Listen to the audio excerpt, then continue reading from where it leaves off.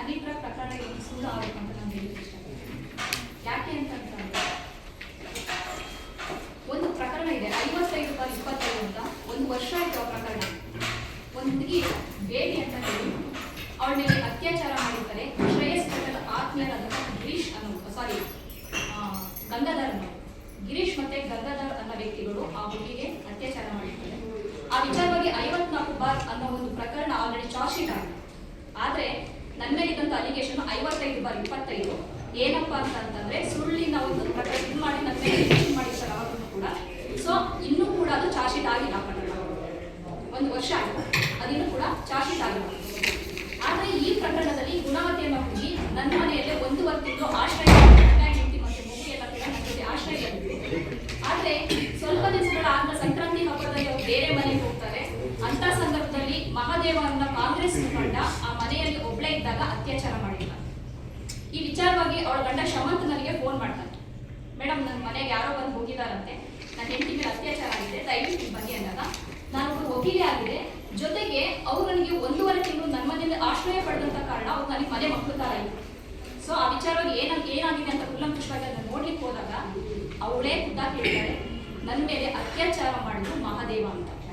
ಪಕ್ಕದ ಮನೆಯವರು ಸಹ ಅದನ್ನ ನೋಡಿ ಹೇಳ್ತಾ ಕೂಡ ನಾನು ಹಂಗೂ ಡೌಟ್ ಆಗಿ ಕೇಳ್ತೀನಿ, ಫೋಟೋ ಕೂಡ ತೋರಿಸ್ತೀನಿ. ಮಹಾದೇವ ಅಂತಂದ್ರೆ ಇವರೇ ನಾನು ಕನ್ಫರ್ಮ್ ಅಂತ ಕೇಳ್ತೀನಿ, ಹೌದು ಅಂತ ಹೇಳಿ. ಸೊ ಹಾಗಿರುವಾಗ ನಾನೇನ್ ಮಾಡ್ತೀನಿ, ಸೊ ನಿನ್ನ ನಿಜವಾಗ್ಲೂ ಅತ್ಯಾಚಾರ ಆಗಿದೆ ಅನ್ನೋದಾದ್ರೆ ಕಂಪ್ಲೇಂಟ್ ಮಾಡೋಣ ಅಂತ ಹೇಳ್ತೀನಿ.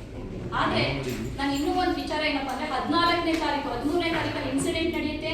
14ನೇ ತಾರೀಕು ಸರ್ಕಲ್ ಇನ್ಸ್ಪೆಕ್ಟರ್ ಹತ್ರ ನಾನು ಹೋಗ್ತೀನಿ, ಸಂತೋಷ್ ಕುಮಾರ್ ಹತ್ರ ನಾನು ವಿಚಾರವಾಗಿ ಮಾತನಾಡ್ತೀನಿ. ಸರ್ ಈ ಹುಡುಗಿ ಈ ರೀತಿಯಾದಂತ ಒಂದು ಆರೋಪ ಮಾಡ್ತಿದ್ದಾಳೆ, ಇದ್ರ ಸತ್ಯಾಸತ್ಯತೆನ ನೀವು ತಿಳಿಸ್ಬೇಕು, ಅವನಿಗೆ ಫೋನ್ ಮಾಡಿ ಅಂತ ಹೇಳಿ ಅವ್ನ ನಂಬರ್ ಕೊಟ್ಟು ಕೂಡ ನಾನು ವಾಪಸ್ ಆಗ್ತೀನಿ.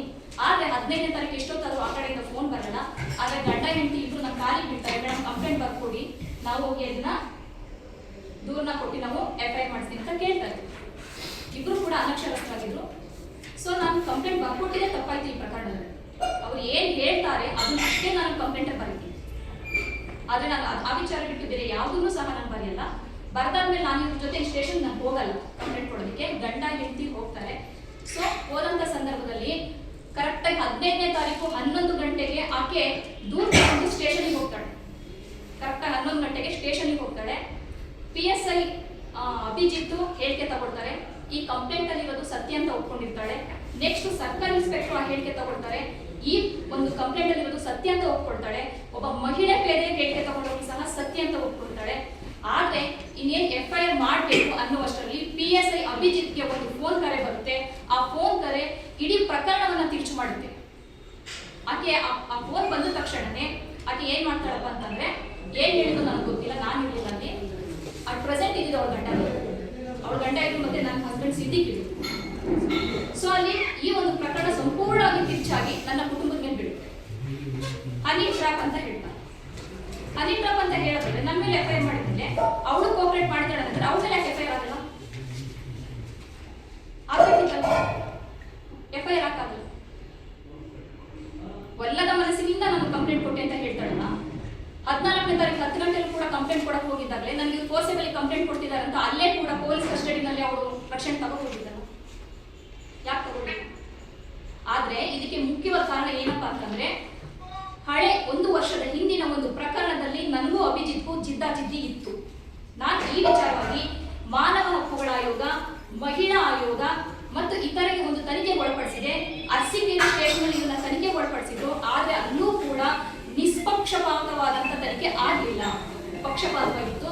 ನಾನು ಹೇಗಿದ್ರು ಚಾರ್ಜ್ ಶೀಟ್ ಕೊಟ್ಟು ಹೋಗುತ್ತೆ, ನ್ಯಾಯಾಲಯದಿಂದ ನ್ಯಾಯ ತಗೊಳ್ಳೋಣ ಅಂತ ನನಗೆ ಸುಮ್ಮನಾಗ್ತಿಲ್ಲ. ಆದ್ರೆ ಇದುವರೆಗೆ 1 ವರ್ಷ ಆದ್ರೂ ಆ ಪ್ರಕರಣ ಚಾರ್ಜ್ ಶೀಟ್ ಆಗಿಲ್ಲ. ಹಳೆಯ ದ್ವೇಷ, ನನಗೆ ಈ ಹಳೆ ದ್ವೇಷದಲ್ಲಿ ಏನಕ್ಕೆ ಕಾರಣನಪ್ಪ ಅಂತಂದ್ರೆ, ತೋಟದ ಮನೆ ಪುಟ್ಟಿ ಅಂತ ಇದ್ದಾರೆ, ಅವ್ರು ರೆಸಲ್ಟಿಗೆ ಕಳಿಸ್ತಾರೆ ರಾಜಿಗೆ, ನನಗೆ ಯಾವುದು ಬೇಬಿ ಕೇಸಲ್ಲಿ ಆ ರೆಸಲ್ಟಿಗೆ ಕಳಿಸ್ತಾರೆ. ಆದ್ರೆ ಅಲ್ಲಿ ಕಾಂಗ್ರೆಸ್ ಮುಖಂಡರು ತುಂಬಾ ಜನ ಇರ್ತಾರೆ. ನಾನು ಆ ಪ್ರಕರಣದಲ್ಲಿ ಯಾವುದೇ ಕಾರಣಕ್ಕೂ ರಾಜಿ ಒಪ್ಪಂದ ಬೇಡ, ಹುಡುಗಿಗೆ ಅನ್ಯಾಯ ಆಗಿದೆ, ಅವ್ರು ಯಾವ ರೀತಿ ನಿಲುವು ತೆಗೆದುಕೊಳ್ತಾರೋ ಅವ್ರ ಮೇಲೆ ಡಿಪೆಂಡ್ ಆಗಿರ್ಲಿ ಅಂತ ಹೇಳ್ತೀನಿ. ಅವ್ರಿಗೆ 1 ತಿಂಗಳಾದ್ರೂ ಕೂಡ ಅದನ್ನು ಕೂಡ FIR ಮಾಡಲ್ಲ. ಅವರು 1 ತಿಂಗಳು ತನಕ ಆದ್ರೂ ಕೂಡ ಅದನ್ನ FIR ಮಾಡೋದಿಲ್ಲ. ನಾನು ಅವಾಗ SP ಮೇಡಮ್ ಹೋಗಿ, ಅವಾಗ ಮೊಹಮ್ಮದ್ ಸುಚಿತ್ ಅವರಿದ್ರು, ಆ ಸಮಯದಲ್ಲಿ ನಾನು SP ಮೇಡಮ್ ಹತ್ರ ಹೋಗಿ ಅದನ್ನ FIR ಮಾಡಿಸ್ತೀನಿ. ಅವಾಗಿಂದಲೂ ಕೂಡ ಅಭಿಜಿತ್ಗೆ ನನ್ನ ತುಂಬಾನೇ ದ್ವೇಷ ಇರುತ್ತೆ. ಈ ದ್ವೇಷವನ್ನ ಪಾತ್ರಧಾರಿ ಗುಣವತಿಯಾದ ಸೂತ್ರಧಾರಗಳು ಇಡೀ ಕಾಂಗ್ರೆಸ್ ಮುಖಂಡರು ಮತ್ತೆ ಅಭಿಜಿತ್ ಅವರು ಇದು ಸಮಗ್ರ ತನಿಖೆ ಆಗಲೇಬೇಕು, ಸಿಬಿಐ ತನಿಖೆ ಮುಗಿಸಿ ಹೋಗ್ತದೆ. ಇದು ನಿಮಗೆ ಯಾವುದೇ ಕಾರಣಕ್ಕೂ ಬಿಡಕ್ಕೆ ಸಾಧ್ಯವಿಲ್ಲ. ಯಾಕೆ ಅಂತಂದ್ರೆ ಈ ಪ್ರಕರಣಕ್ಕೂ ನನಗೂ ಯಾವುದೇ ಸಂಬಂಧ ಇರಲಿಲ್ಲ. ನಾನು ಲಾಯರ್ ಇದ್ದೆ, ನನ್ನ ಹತ್ರ ಅವ್ರು ಹೆಲ್ಪ್ ಕೇಳ್ಕೊಂಡು ಬಂದು ಆ ಸಮಯವನ್ನು ಅಷ್ಟೇ ನಾನು ಮಾಡಿದ್ದೆ. ಆಕೆ ಕೈಯಲ್ಲಿ ಬಲವಂತವಾಗಿ ಇವರು ಹೇಳಿಕೆ ತಗೊಂಡಿದ್ದಾರೆ ಅಂತ ನನಗೆ ಅನಿಸ್ತಿದೆ. ಈಗ ಆಕೆ ಎಲ್ಲಿದ್ದಾಳೋ ಏನ್ ಮಾಡ್ತಿದ್ದಾಳೋ ಅವ್ರ ಫ್ಯಾಮಿಲಿಗೂ ಸಹ ಆಕೆ ನಿಮ್ಗೆ ಕೊಟ್ಟಿಲ್ಲ, ಮಾಹಿತಿ ಕೂಡ ಇಲ್ಲ. ಹಾಗಾದ್ರೆ ಇದೆಲ್ಲ ಏನ್ ಸೂಚಿಸುತ್ತೆ? ಕಂಪ್ಲೇಂಟ್ ಅಲ್ಲಿ ನನಗೊಂದು ಪೊಲೀಸರು ನನ್ನ ಯಾವ ರೀತಿ ನನ್ನ ಅರೆಸ್ಟ್ ಮಾಡಿದ್ರು ಅಂದ್ರೆ ಆ ದಿನವನ್ನ ನಾನು ಮರೀಲಿಕ್ಕೆ ಆಗ್ತಾ ಇಲ್ಲ. 17ನೇ ತಾರೀಕು 3 ಗಂಟೆಯಲ್ಲಿ 20 ಜನ ಪೊಲೀಸ್ ಬರ್ತಾರೆ ನಮ್ಮ ಮನೆ ಹತ್ರ, ಸುತ್ತುವರಿತಾರೆ, ಇಡೀ ಮನೆಯನ್ನ ಸುತ್ತುವರಿತಾರೆ. ಇಡೀ ಮನೆಯನ್ನ ಸುತ್ತುವರಿದು ಅಲ್ಲಿ ಯಾರು ಬರ್ತಾರೆ?